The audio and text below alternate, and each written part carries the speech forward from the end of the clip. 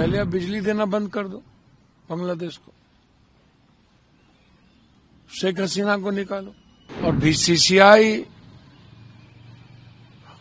खेल को भी राजनीति और गंदी चीजों से देखती। यही काम बीसीसीआई पाकिस्तान में क्यों नहीं किया? जब आप गेम खेलने चले गए थे तो वहां पैसे समेटना था।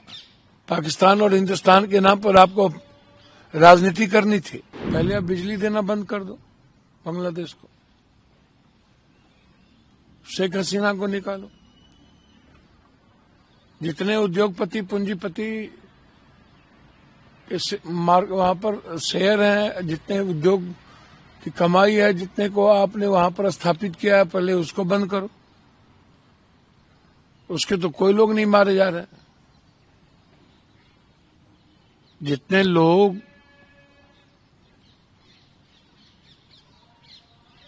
को आप सनातन के नाम पर मरवा रहे हो, तो ये पूंजीपति और उद्योगपतियों का क्यों नहीं?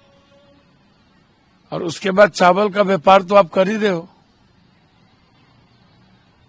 तो आप हर चीज में राजनीति क्यों करते हो? और बीसीसीआई खेल को भी राजनीति और गंदी चीजों से देखती।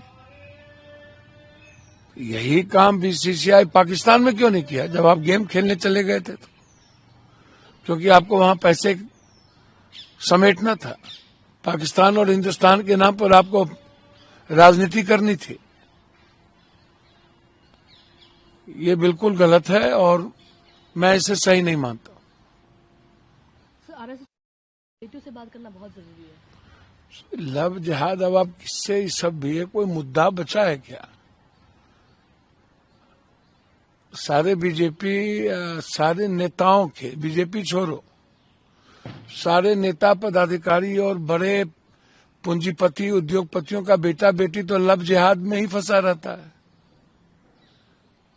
उस धर्म की शादी उससे, उस हिंदू की शादी मुसलमान में, मुसलमान की शादी हिंदू में, सिख की ईसाई में, ईसाई की सिख में। कोई दलित आईएएस हो गया, पता भी चलता है कि किससे शादी हो गई। आम आदमी के साथ कोई मुस्लिम आईएएस हो गया, हीरो हो गया, पता भी चलता है कि किससे किसकी शादी हो गई।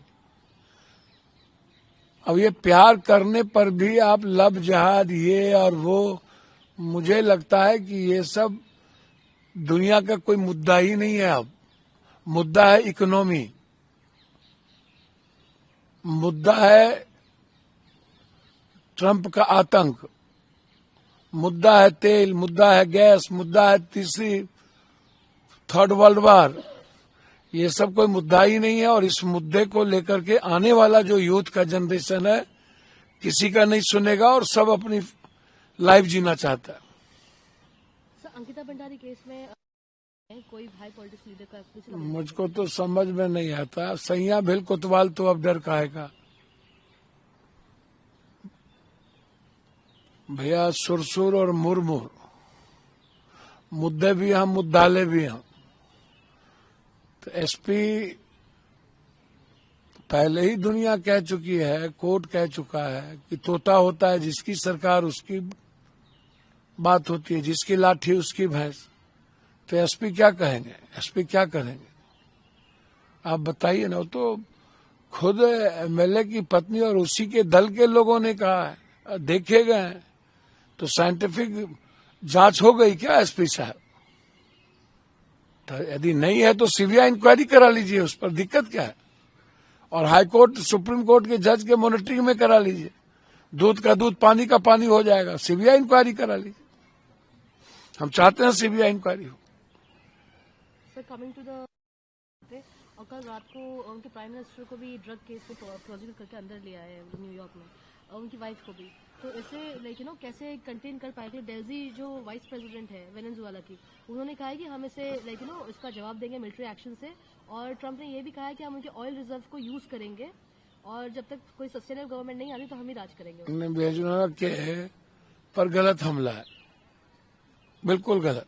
ये मोनोपोली करते हैं। ये सनकी आदमी है। ऐसे आदमी से इस दुनिया को बचाना चाहिए।